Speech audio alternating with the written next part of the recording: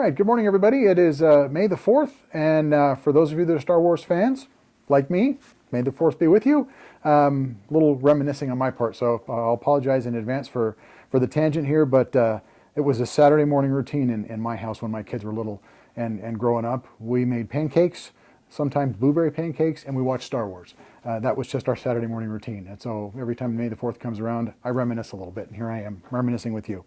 I want to warn you up front that this particular video is going to take us a while because we're going to talk solely about the new needs process that we went through and that the council at their April 25th meeting recommended approval of, the slate of new needs that we took forward. So I'm about to pass this video off to all of the other department heads across the city who are going to explain to you the new needs that kind of made the cut and ended up on the list of recommendations that the council signed off on the 25th. All funds together, it's a little over $5.6 million in new spend for the next fiscal year, and it will add 34 full-time positions into our complement in the city. And I'm excited to have the department heads talk to you about what is new in your department coming at you soon. So I believe we're going to go next to John Martini, who's going to talk a little bit more about the new needs process and kind of what got us to the 25th in that council approval. So thanks for your time. This is going to take a few minutes. Good morning, everyone. I'm John Martini, Assistant City Manager here at the City of Sparks, and I thought I'd spend a few minutes talking to you about our new needs process. For those of you who have done the budget, you're very aware of it. For those of you who haven't been necessarily involved in the direct budget process, our new needs process is something we do annually, and it is an opportunity for each of the department heads to identify their needs going into the budget year. But this year's new need process was a little bit different. The city manager challenged everyone on his executive team, department heads, assistant city managers, to take a look and determine their new needs through the lens of how are we going to be doing business in the next 5 years. And that sounds easy, right? Because we manage processes, we manage services, we know what we're doing. But along the path came COVID that kind of changed the way we do things. And I think what's unique about this year is we have a lot of lessons learned from kind of changing how we do things to meet the needs of this community during a time when the pandemic was going on and people were isolated. I know folks in the Community Services Department and Parks and Recs Department had to really adopt online servicing of our clients, and a lot of really good things came out of that. And I think when you look at this year's new needs request, you will see a lot of elements of how to do business differently. And I think that really emulates and gives some energy to what the city manager challenged us all to do, which is how are you going to do business today and what does business look like 5 years from now? We, of course, are a growing community. So as I review the new needs, I see a lot of creativity in the requests that came from each of the department heads. And of course, those department heads reach down to their functional managers in all of their service areas to gather these ideas. And this year was an open book for new needs requests to the city manager. In past years when money's a little tight or maybe the economy is struggling a little bit, there have been limits on where we look at new needs. This year was an open book, like I said. Come one, come all, tell me what you need to do our work to service our citizens in the next 5 years. And I think there are 121 new pages of new needs that are included in this year's request. You'll see requests for new equipment that help us do our jobs more efficiently. You'll see requests for new software systems that help us do things faster. And of course, you will see requests for new personnel because, as I said, we are a growing community. And with a growing community comes more infrastructure to maintain and to operate. I hope you can spend a little time with the city manager's budget recommendations and go through those new needs. You will see a lot of great ideas, and I think this is an exciting year to be a part of the City of Sparks. My name is Armando Ornelas. I am the Community Services Director for the City of Sparks.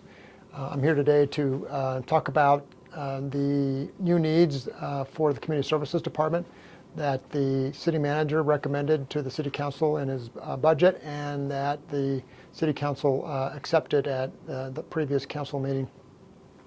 Community Services Department is a large department. It's the city's second largest department, and it's comprised of three primary functional areas. One is the Turkey Meadows Water Reclamation Facility, or TUMWRF, which is the largest wastewater treatment facility in the region. It serves all of the city of Sparks and portions of Reno, as well as Sun Valley and the unincorporated part of Spanish Springs. We also have the Public Works Maintenance Division, which maintains all of the city's facilities, its buildings, its parks, sewer lines, and storm drainage facilities. The city's motor vehicle fleet, including a lot of specialized vehicles like the fire department's vehicles and the police department's vehicles. And then the last functional area are what I refer to anyway as the city hall functions, which include engineering, building, and planning. So in the city manager's recommended budget, there were 11 positions that were allocated for public works maintenance. These are being funded out of multiple funds, including the general fund, the sewer fund, parks and recreation fund, the motor vehicle fund, and the road fund. These positions are going to be added to help the city to keep up with the demands of all the growth we're seeing. Every year the city adds new streets, it adds sewer lines and storm drainage facilities. Almost every year we are getting new parks, and we are adding additional vehicles or more specialized or complex vehicles for us to maintain. So there were 11 positions added in the budget to address all of these needs. In the engineering side of things, there were 2 positions that were included in the budget. One was for a public works inspector to oversee contractors that are constructing infrastructure that ultimately will be dedicated to the city to maintain. So this includes roads, sewers and storm drains, as well as things like parks. So all of that infrastructure that has to be added to the city has to be maintained, and this public works inspector makes sure that it is being built to city standards and that the quality is there to allow it to last for decades. We are also adding a construction manager position. This is a very important position. This is a position to coordinate and monitor projects that are being built in the city right-of-way. This position requires someone with a lot of years of experience and a lot of skills to be able to monitor those contractors that are, for example, doing projects that are going to shut down city roads, particularly large roads, and that we need to try to minimize the disruption to the public. And then for the Truckee Meadows Water Reclamation Facility, that is jointly owned by the City of Reno and the City of Sparks, we are adding 2 wastewater operator positions, a network and infrastructure administrator. This is important because as time has passed, the plant's operation has become more and more computerized and more complex, and we need a specialized person to manage those systems. And then we are looking to add an assistant wastewater treatment plant manager to support the administration side of the plant. In terms of non-personnel additions in the new needs budget, the council allocated funding for a downtown parking smart meter feasibility study. As our Victorian Square area has become revitalized and increasingly busy, we are looking at options for better managing the on-street parking supply to address the needs of businesses and the public when they come downtown, and make sure that parking is managed in a way that provides the most benefit for everyone. We are also looking at 2 fairly lengthy projects that would require consultants.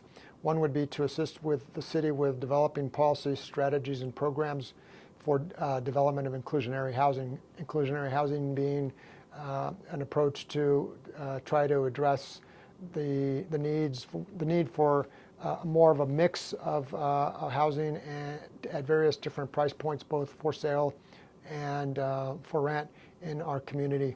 Lastly, the city manager's recommendations included a consultant-led study for the area south of I-80. Primarily it's the Sparks industrial area, to try to build on Mayor Lawson's vision for Sparks, that the area along the Truckee River becomes a area where there are more diverse uses and more activity in terms of potentially live, work, and play. That's going to require some careful analysis in terms of where in that area it makes the most sense to potentially target that type of development, as well as ultimately develop some studies to determine what would be needed in terms of infrastructure, city facilities, and the economics of pursuing that vision. As the Community Services Director, I'm certainly very appreciative of the recognition and the investment that these new positions, these new needs represent in terms of the Community Services Department's mission and role. Hi, I'm Tony Pele, Director of Parks and Recreation for the City of Sparks. We're real excited about our new needs positions that were recently approved by the City Council. Our first position is an inclusion coordinator. Throughout the community, there's been more and more need for inclusion into our department as our community continues to grow. We haven't had anyone on staff that specialized in this area. Our staff has done a fantastic job trying to adapt, taking trainings, and accommodating as much as we can in this area. With this new position, it'll allow us to have some expertise, someone with the education, someone with the background and experience working with kids with needs. We've done our best, but as the community continues to grow, the need for this in our before and after school programs, our summer camps, has really increased. We have a lot of situations where we have one-on-one needs for children in our programs. And this person will help all of our staff be able to better accommodate those kids, as well as adults as we move into different areas to start promoting some adult inclusion programs. So we're really excited about this position and think it'll be a great asset to our department.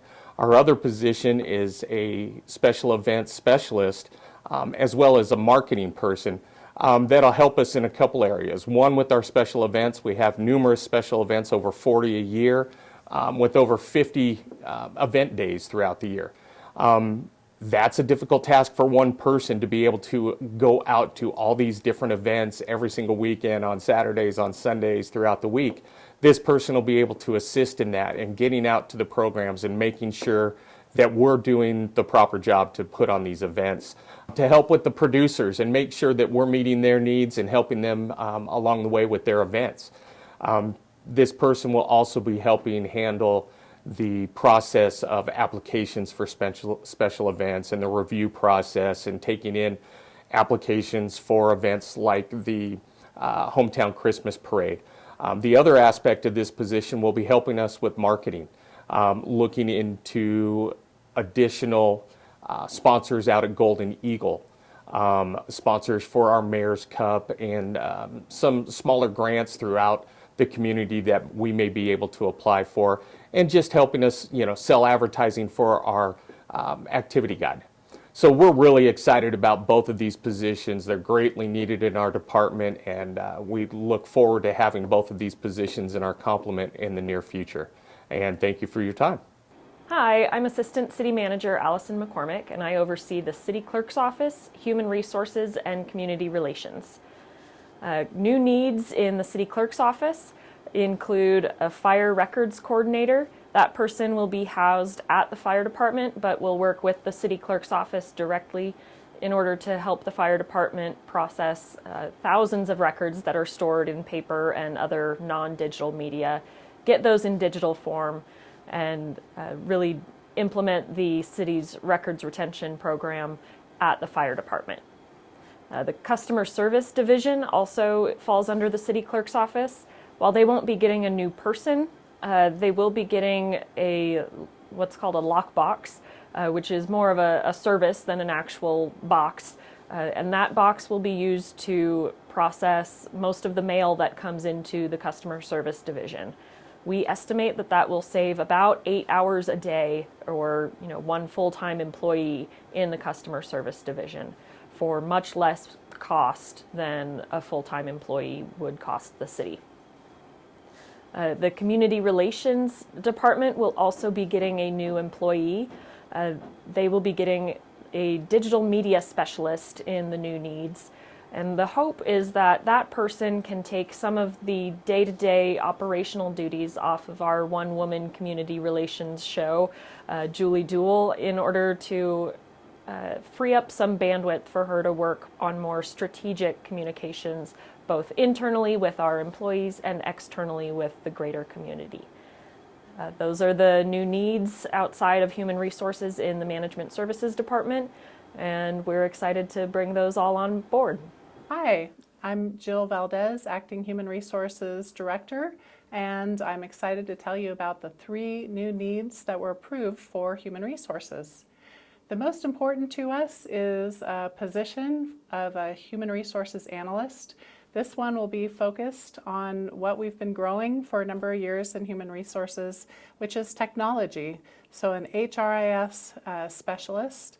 This new function will allow us to analyze data, implement and maintain systems, utilize more systematic information for decision making, and all around to help us to continue our process of modernizing technology and human resources. The second position we were approved for is the virtual proctoring services. What is that, you ask? It is a recruiting system that allows us to use a virtual proctor to invite candidates who may not be able to participate in our testing if they had to travel. They're able to do that online. So it broadens our candidate pool. It allows us to have options in the case of emergencies or unforeseen events. And some people just frankly like taking their tests at the convenience of their own home environment with a proctor, making sure that the test is above board. The third and final request that was approved for us is workers' compensation document scanning process. We desperately needed this because we have to keep some documents for up to 100 years, and we had paper that is disintegrating. In order to carry out this project, we do need to bring in people who can scan medical documents and have the appropriate training for that. So we're excited to say that we will soon be modern and up to date technologically with that as well. So thank you again. Looking forward to bringing more information about these improvements that affect you, the employee, throughout the coming year. Hi, my name is Jeff Cronk. For those of you that don't know me, I'm the Financial Services Department Director. I'm sitting today with Wes Duncan, our newly appointed City Attorney, and we want to talk to you a little bit about some of the new needs that we're looking to address in next fiscal 23 budget cycle that's coming up. For the Financial Services Department, we're looking to address 2 areas. The first one being to acquire a budget software. Right now we have kind of a manual process that's a little cumbersome. It works well for us, but we're looking to get a software that would modernize our process.